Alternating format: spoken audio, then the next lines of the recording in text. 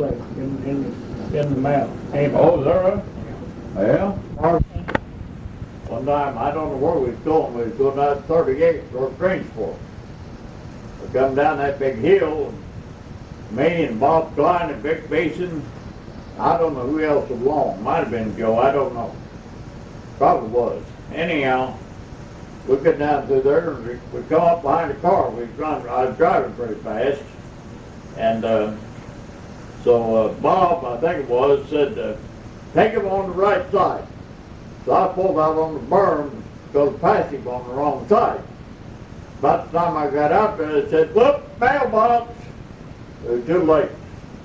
Well, I had that mailbox right in the center of that car, and that mailbox flew up the air, knocked the post over, course, everything, and we went right on. Didn't hit the radiator or that. That was one time. Another time was come up Norfolk Road up past, we just come past where Claudia lives now, Red Lindsay's, and the left front wheel come off, the whole wheel, and bounced up over Benton's fence out in the field. And I had to get that back on there. And that old car, I think back at that time we had both doors, front doors took off of it. I don't know what in the world kept the small falling out and get killed. That's one of that. I come down the hill down there at Abington. And there's a creek down along there. I go down through that and looked out there at the creek. There was two young girls, I don't know, teenagers or something. Pretty good sized girls anyhow. Yeah, they teenagers maybe at least. And they was there in the creek playing in the water, naked as jaybirds.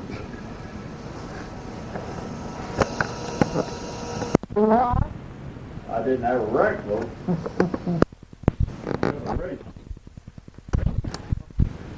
And basically, we took the B4 West Compton and causing the engine out of a combine. Made that race car. It had positive steering on it. I mean, there was no play in it. We got it all ready to go. Old Vic said, I'll take her for a run. And went up Dalton Road, Dalton Pike up toward Dalton. And went up there and turned around and come back. And that thing, it really run. But that steering, boy, was, it just done no play. He'd get away from him. Anyhow, he turned in the lane, but he made it in the lane, but he lost it then. Now, we had corn, pretty high-sized corn. Ears hanging on her. Old Vic, he lost it. Went out through that cornfield. Them ears about beat him to death before he could get it stopped. We never did run it that way, because I can remember it. First milking parlor, and that was a big basin. And then nobody had heard tell of milking parlors. I know they're around there. Because we built that, and I helped Vic build that. Poured the cement and put the pipe of the stand, all the, I forget what it's called, where you put the cows in and feed them and milk them and everything.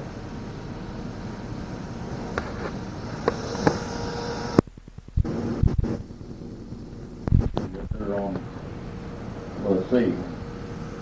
Yeah, just north of where Ray Hall is now. Got mad and worked on a tractor or something, and the red slipped in his knuckles and he threw all the wrenches out in the field. And he had to go out there for it took him a long time to find him out there. So Wayne had a temper, huh? Oh, yeah. Brad. Uncle Lawrence worked for him. And he's the guy that's owned for years IRC&D Trucking Company.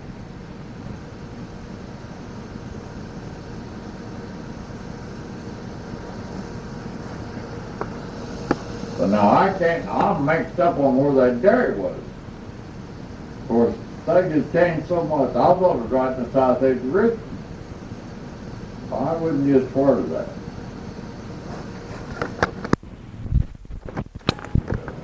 Okay. I can't remember all of them, of course.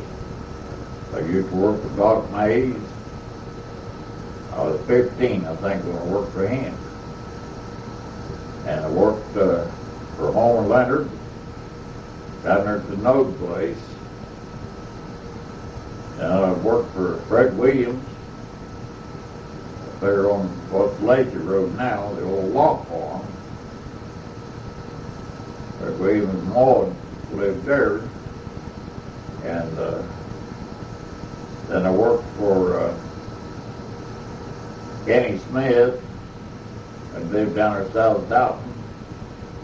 And then I worked for, I helped him move then all the way up between Parker and Farmland, or Parker and Farmland. I helped we moved with a horse and wagon. Took a lot of machinery and stuff like that by horse and wagon. And tied a stud horse behind all of it, and laid him up there. Rained about all day.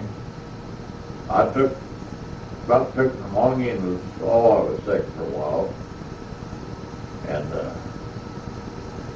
let's see, and then I went, well, I guess I worked for Kenny Smith before that because I worked for him, and shortly after him and Thelma got married because they raised tomatoes down there where Bob Richardson used to live. And they raised several tomatoes, and I forget from there on now where all I went. Of course, I worked for Bob Klein, worked for helped Vic Beeson. I can't think now who all else I did work for. And then I got my driver's license. I think Kenny Smith signed for me to get my beginner's permit. Desmond signed it. Kenny Smith, I think, signed it. I'm almost sure he did because you had to wait. I don't remember now, but quite a while to get beginner's permit before you get driver's license. And you didn't have to drive it. I don't think I had to take a driver's test. I might have. I don't remember. But I got my license in Parker. And when I was up at Kenny Smith's, when I left there, Kenny gave me that cow that had twin calves. And twins, a bull and a heifer, one of them usually won't breed. But Kenny gave me one of them calves. I took it home with me, told Dad that if he'd let me stay there and go to school, he could have that calf provided it was butchered. Well, I come home one day and the calf wasn't there. Got to be a pretty good sized calf. Well, I went out and my calf was gone. I went and asked Mom where the calf was, and Dad had took it and sold it. Well, I never got any money out of it. And, let's see, what else happened? I know, well, there's been a lot of funny things happen, but where I work now, I can't remember where all I did work. Well, tell some of the funny things. Well, I know one time, what was it? Well, anyhow, when I got them driver's license, I'll go back to that. Wilbur Tell had a Massey Harris tractor. And he was going to be gone all day. I used to work for Wilbur quite a bit, too. Wilbur Tell. Well, Wilbur's going to be gone. So I got his tractor out and wired the governor's over. So it was run about, I don't remember now, it was 25, 30 mile an hour. Fast for that kind of tractor in them days. I drove that whole way to Parker and got the driver's license back. No wonder I didn't get killed. And I don't reckon Wilbur Tell ever did know that. And one time Wilbur Tell wanted me to ride with him and Ralph Wolf raised Tamworth hogs. They was trying to get them established. They was quite a hog. Long nose, real long and lean sides. That buyer was looking for home back that then. So Ralph sold, I'll remember, whether 2 or 3 boars, young boars, to some guy down in St. Louis. So over tell, he agreed to drive Ralph's truck and deliver. So he wanted to know if I'd go with him. That's the first time that I was ever that far away from home. We took 40, there wasn't no interstates, of course, and we took 40 all the way, and that guy met us just on this side of St. Louis. And they unload those hogs and come back. That was the longest trip I ever made in my life at that time. And let's see, there's something else that I remember about some of that stuff, but I can't remember. I know Vic Beeson and I, we got a hold of an old sprint car, or not a sprint car, but midget race car body. And we built us a race car. I took a V4 Wisconsin engine off of his combine and put it into that race car. Well, we got it all fixed, got it running good, ready to try out. Old Vic, he said, I'll take the first drive. I said, okay. He went down through the lane and turned north up to Dalton. Well, that thing had positive steering. Boy, it was dangerous. Just move the steering wheel just a very little bit. And that thing was going to start fishtailing.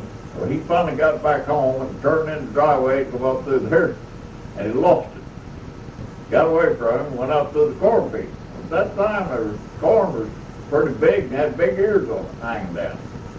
So that thing went up through the cornfield, and them ears just about beat old Vic to death.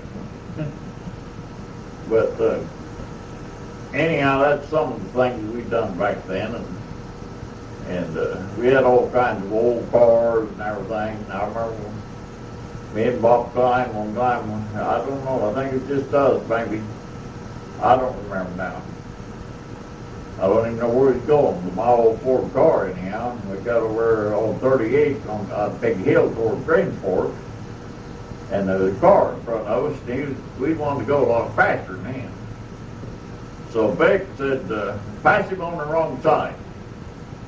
Well, I pulled out on the berm to go around him on the wrong side. Just when I got out there, old Vic, I think Vic or Bob, I believe, said, mailbox. Well, it was too late. I couldn't stop. Boy, we hit that mailbox, that post mailbox, and that mailbox flew up here. But it didn't bust the radiator. Well, on the way home, the front wheel come on. That is the pretty right front where Claudia lives now. So, anyhow, there's been a lot of things like that happen. I can't never remember all of them.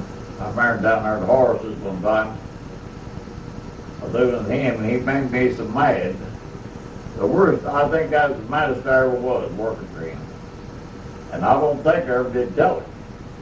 But I made up my mind that that was it. I would never work for that man again. But after I got over being mad, I kind of got a little kick out of it, and anyhow I stayed with him. But him and old J.B. Copenhagen was out at the seed house, seed barn. It was raining, cold rain. Boy, it was dreadful. They just inside the door there, and J.B., of course, he sold minerals and stuff, feed, so he come and talked to Horace about that. Well, old J.B., he said, boy, he said, it sure is a bad day. Horace said, yeah, he said, it's pretty bad. He said, ain't nobody out. The dog can hard in, and the dog can get in. Boy, that made me mad. But that was one thing we done. And then another thing I had down in horses, he had several sows, and they always, we penned them up down the barn. Made individual pens for them. And heat lamps.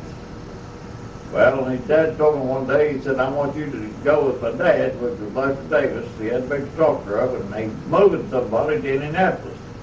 And he said, I want you to go help him. I said, well, Horace, yeah, I'd be glad to go. But I said, now, we've got some sows now that's just ready to pig. And I said, it's all cold. Now, you better watch them all close and turn the heat lamp on down. They have pigs. Yeah, he take care of them. Well, it's tournament time, basketball tournament time, and he went up to Ball's Point to the record. I don't know whether Ted fired Tom on that stand, but I don't think they did. I think it was that Nose, whatever his name was. But anyhow, they set up there and listened to the basketball tournament, I think, on the radio. Might have been television, but there wasn't too many televisions, but might have been one. I don't know. But anyway, they stayed up there. Well, I got home late that evening. Of course, I went right out to check on the sows. And there was 3 or 4 sows that had pigs, and all of them was frozen to death. Boy, was that mad. So I went up and told Bernice what happened, and I'll tell you what, when the horse did get in the house, there was a board meeting right away. Old Horace was in trouble. But and Horace Davis signed for me to buy my first car that I bought on credit. Dad wouldn't sign that either. And Horace said, well, I'll sign it. And I don't know how he'd known me at that time. But he didn't tell me, or else he done it because of Tabby Davis. I bought off Tabby Davis. But old Horace said, I'll sign it, and he did. Of course, I paid for it, and it was a $31. So, oh my, I'm trying to think of who else I worked for. I worked for Joe Bain one time at Little Santville in a body shop. I didn't stay there too long because I wasn't a body man, just mechanic work and clean up and stuff like that. And it'd take me a while to even think about a lot of that stuff because I can't remember all of it. I just don't know. Back to Lane and for Dad's, me and Master Coonut. Harold Hoover lived over there west of us, and he was always causing trouble. So we could not go through there. And we seen a light in the barn, but somebody shot. Now, I don't know whether they shooting at us or the lantern or what. They shot. Well, I had a new rifle at the house that I just bought. So I told Benton, I said, blow the lantern out. He did. I said, now stand over there behind that end post. I'll be back in a minute. I went up, got the new rifle, went back there just fast as I could. I seen a light, flashlight through the cracks in the barn. So I shot about 3 or 4 times right toward that light in that barn over there. Afterwards, I thought how stupid that was because I might have killed that guy. But that time I was mad. And that's something I should never have done. And then I think he's the one that some of us boys, I don't know if me and Joe Wolver or who, but we upset one of his fire shops one time, and he come over and tried to get, was going to get the law after us and everything, but nothing ever did. Of course, all of us united, so we never get that done either. Tell about Halloween and the buggy down the road. About what? About taking the buggy down the road and stuff like that. Oh.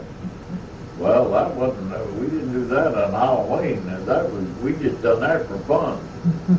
We had an old buggy. I think it used to belong to my Grandma Smith. I'm sure it did. Yeah.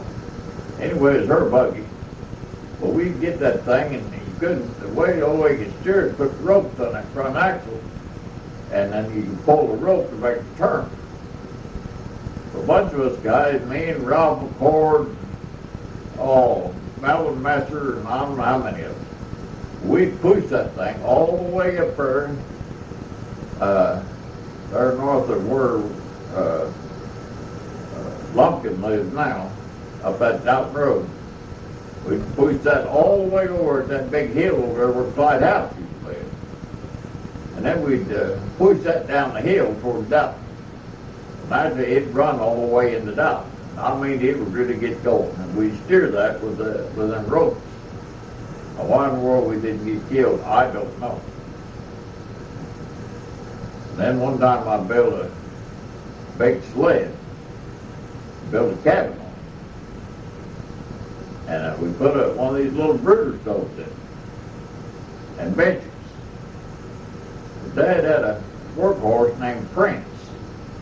Dad worked second shift, and Mom, she never knew what was going on at night. So we'd get on big snows, why, I'd hook over French, orange him, and hook up that sled. We kept it over mattress. I think back in the field where Pitman, you know. Anyhow, we'd get the sled, and a whole bunch of us kids would pile on that thing, and Malvin and some of them would tie on behind that sled with their sleds. And we'd drive that horse all over everywhere. And one of the horses didn't die from the way we done that. But finally one day I was taking that sled, that must have been when I was going from Dad's. Somewhere anyhow, I come across Benton's field. I had the old horse ready to run it. And we hit a pile of frozen cow manure. Boy, that thing just disintegrated. I mean, that thing flew all to pieces. And that was the end of our sled track. Well, that's all I can think of right now. Well, up there back in the field, called it the other place, way back there. Well, I always did like tools. But Dad took me to Richmond one day, for some reason. And we went into Burke's hardware store there on Main Street in Richmond. And I picked up a tape measure and something else, and I can't remember what else. Put it in my pocket. Walked out with it. I got home because I played with him, and Dad wanted to know where they come from. So I finally had to tell him. Boy, he loaded me up and took me right back to Richmond and made me go in there and tell that guy that I stole that stuff. Boy, I was really embarrassed. Oh, I hated to do that. That was the first time I stole anything, and that kind of broke me from then on.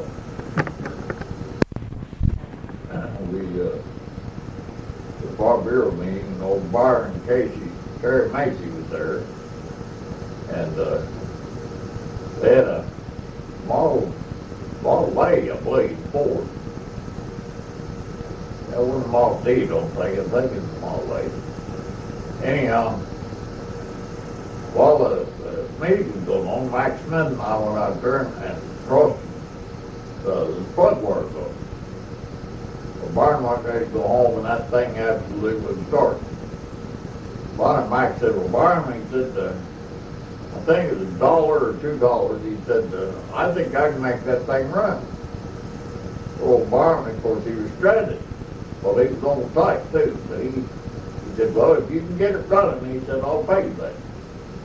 So the old Max, he looked things over real good, everything, like he was looking all over it, and he put them wires back where they belong, and of course, he started right up. Max got his money. Paul Lamar. I can't go back that far. Who was Paul Lamar? John Lamar's brother. His brother. Well, who was John Lamar's dad? Miles. Yeah, I remember that. Now I think you said that. Yeah. So I forgot that. I see there was, I can't know whether I can remember, there was John and Tom and Wayne. John and Tom and Paul and Wayne. Was Sonny and Sam Sam Sam. and Laura.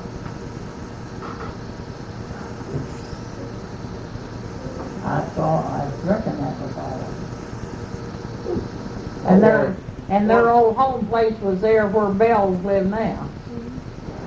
Yeah, but I mean, how many kids did Sam have? 2? 3. 3?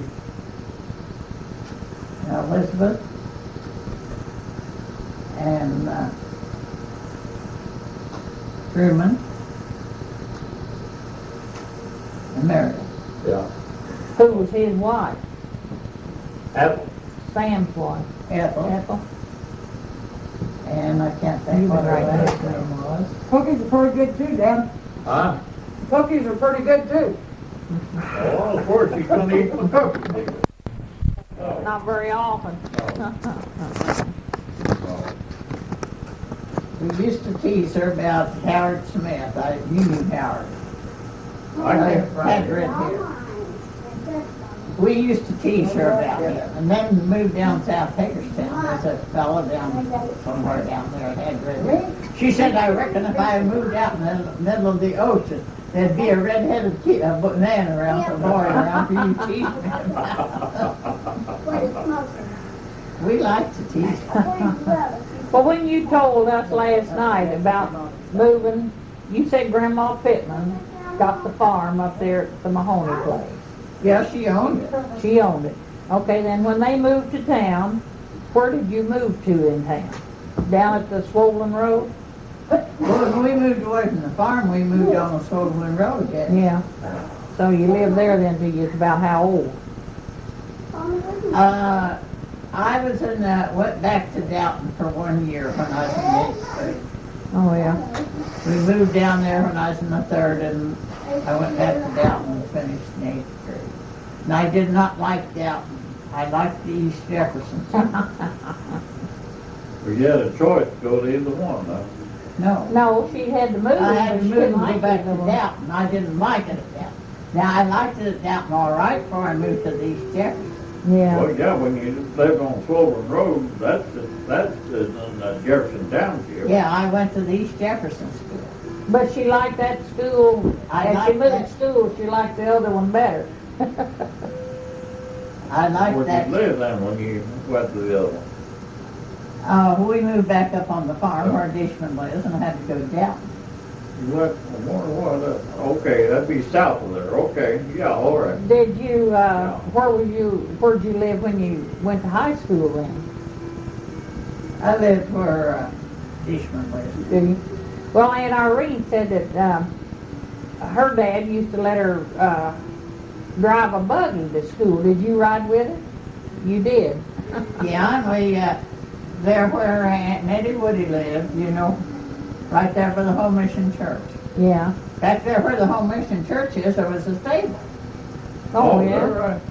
And we had it rented there to keep the horse in. And you put your horse in the stable and Yeah. harnessed it, and hung the harness up, fed your horse, and went to school. Yeah. Then you come back and hooked it up. And Well, there's this little fat kid, so one of the Earl Darty's boys, and he kept hanging around there. He wanted to come down, and he liked to see the horse. But old lady was, you had to watch her a little bit. She's kind of high strung.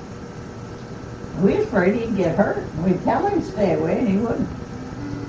So one day we got talking and said, you know, up there where we live, up there in the hills, we real slow boys, fat boys like that. Let's take him up there for that. And boy, he vacated, and after that he stayed back. He'd come down and watch, but he stayed back a long time.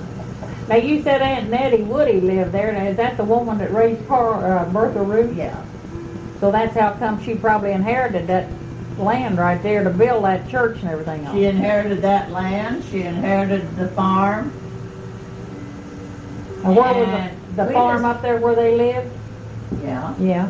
Okay. And Cletus said he thought about $10,000. Now that's what Cletus told me. well, Yeah. that's not about right, because, when Bertha died, Lois got 40,000. 44. But Cletus's folks didn't have anything. No, Cletus folks did. Well, they owned the farm up there, I reckon. Yeah. They owned their farm up there where they lived, didn't they? Yeah. Yeah, I think they owned that, but, they didn't have any money to speak of. No. Okay, was his mother a Wilkinson? Mabel Wilkinson? I believe so. He said one time they was related to the Wilkinsons, Yeah, but I forgot I'll what bet he she said. was a Wilkins, probably. I think so. Probably. Now, whether she's in relation to Lois or not, I don't know. See, Lois Beeson was. Yeah. Used to be some Wilkinsons that lived at the end of our lane. They had a cow they wanted to sell. He was a trader. So he told his wife, said, now, I've got to be gone. Fella, come look at that cow. Said, you tell him she's 9 years old. Okay. Lisa said she would. He come and looked at the cow. How old is she? 9 years old. He said, well, she's a good milk cow. She said, yes, she's a good milk cow. We wouldn't kept her and milked her for 9 years if she wasn't.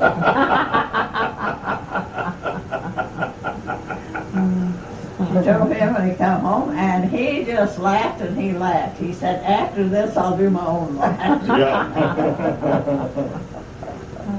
But they were good neighbors. Where did Carl Root come from, you know?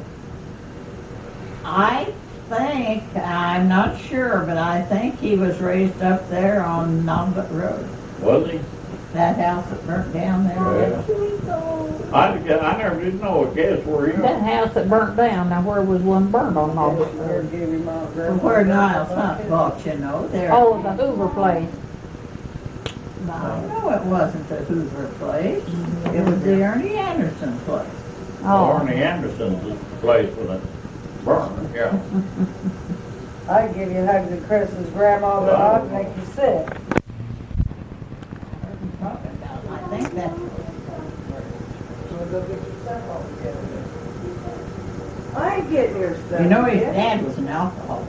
Was he? And, or so I've heard. And you know, his brother was, and he couldn't, his brother tried to quit drinking, he couldn't, he finally just committed suicide. I never knew he ever was Carl. Yeah. reckon he is in related to Lloyd Root? Not that I know of. I never heard of it if it was. I never heard of it.